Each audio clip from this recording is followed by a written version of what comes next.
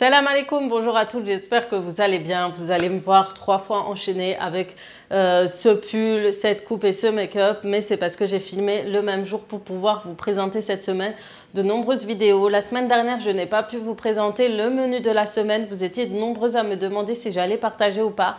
On a commencé les vacances, ça a été compliqué. J'ai pas suivi mes horaires au niveau des heures de repas.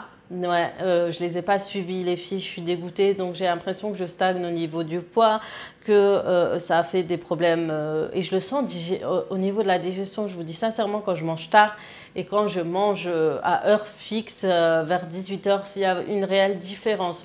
Donc du coup, voilà, c'est vraiment, j'ai pas suivi. Donc le fait de ne pas avoir fait mon menu m'a aussi bloqué au niveau des horaires. Du coup, j'ai fait un peu tout et n'importe quoi.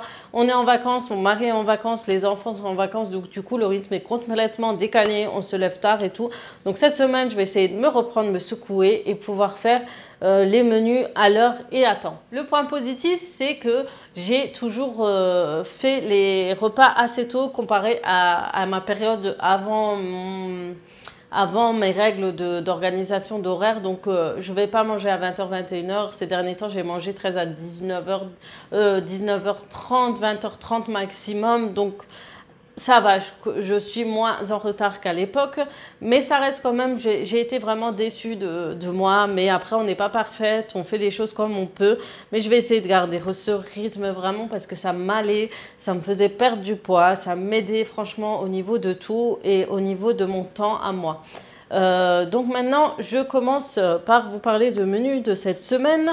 Donc on est déjà le 15, ça passe trop vite et aujourd'hui on a déjà mangé donc le premier jour.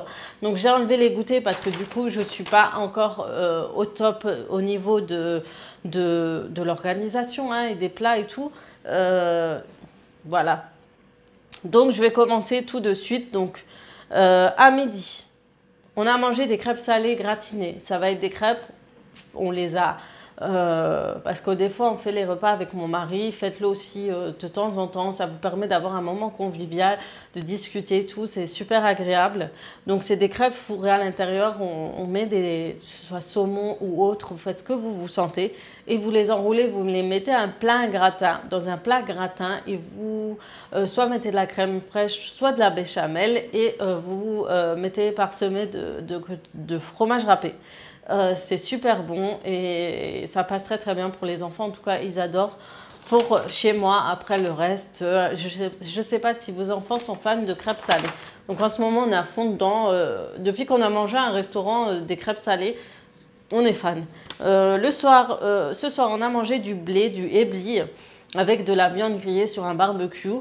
Le truc, c'est que c'est du ébli, mais je l'ai faite façon boulgour. Vous savez, la recette un peu turque où vous mettez du poivron, des oignons, vous faites revenir ensemble avec des épices.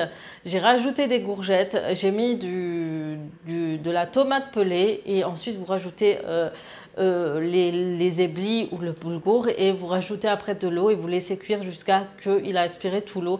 Et c'est super bon, même mes enfants adorent et ils ont tout mangé.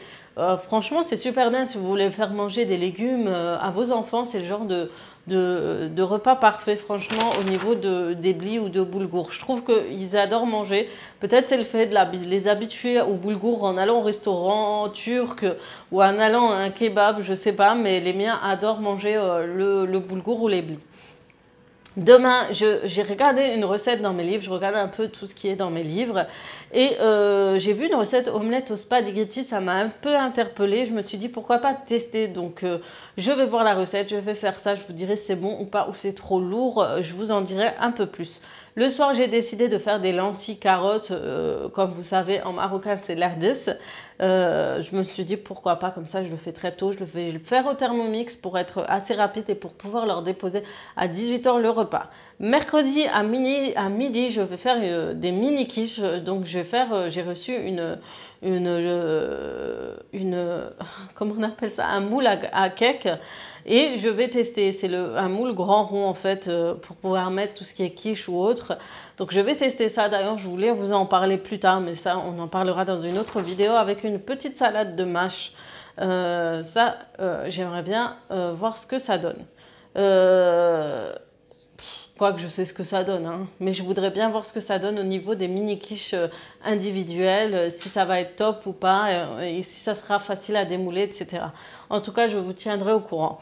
Pour l'agneau, oui, pour le soir. Donc, j'ai décidé de faire un agneau vapeur. Donc, c'est un agneau fait soit au Thermomix dans le Varoma, soit dans la couscoussière. Vous avez le choix. Et vous faites cuire des légumes à la vapeur. Donc, ça va être des haricots, des carottes ou beaucoup plus si vous faites un plat genre familial. Mais moi, je veux que ce soit plus pour nous. Donc, ça va être assez simple. On va mettre carottes, haricots et cuire la viande bien à la vapeur avec du sel, du cumin et du poivre. Tout simplement, rien d'autre. Je mets un peu d'oignon par-dessus, coupé en lamelles. Ça donne un goût en plus, mais c'est super bon. C'est simple et les enfants aiment beaucoup ce genre de viande cuite à la vapeur. C'est simple, il n'y a pas trop d'épices, pas trop de choses comme vous savez, quand ils voient trop de trucs collés aux viandes et tout, c'est vraiment quelque chose de bon et de sain. Moi, j'aime beaucoup. Ça enlève le gras aussi, le fait qu'il soit cuit à la vapeur. Donc, on va voir et on va faire ça mercredi soir. Jeudi, j'ai vu aussi une recette sur un livre parce que maintenant, pour faire les recettes, j'essaie de m'aider soit sur YouTube, soit sur les livres, soit sur les blogs. Donc, à midi, j'ai décidé de faire des lasagnes poulet épinards. Ça, j'ai jamais vu. J'ai vu lasagne épinards saumon, mais poulet épinards, j'ai jamais testé, j'ai jamais fait. Et comme il me reste des feuilles de lasagne qui traînent là, j'aimerais bien les liquider avant qu'ils ne soient pas trop bons parce qu'en fait, c'est des lasagnes fraîches. Je compte faire une petite lasagne assez différente de celle qu'on mange d'habitude. Les enfants aiment le poulet, aiment les épinards. C'est vraiment le combo parfait pour eux. Donc on verra ce que ça va donner, si c'est bon ou pas. Je testerai. C'est vraiment quelque chose que je ne fais pas habituellement. Jeudi soir, donc ça sera du gratin de pommes de terre avec des champignons. Pareil, c'est quelque chose que j'ai pas l'habitude. Je me suis dit, je vais faire un petit truc léger. On mange ça, soit on rajoute une petite salade ou autre, n'importe quoi, quelque chose de assez simple et léger. Comme ça, ils mangent ça et puis ils sont assez rassasiés. Et champignons, ils n'aiment pas trop. Donc, je vais essayer de voir et tester, voir s'ils vont vraiment aimer. J'aurais aimé vraiment que mes enfants aiment les champignons comme moi j'aime. Mon mari aime beaucoup aussi, mais c'est assez compliqué. Vendredi à midi, j'ai décidé de faire un tagine de poisson aux olives. Je ne sais pas si vous connaissez, c'est un tagine qu'on fait en fait dans le four.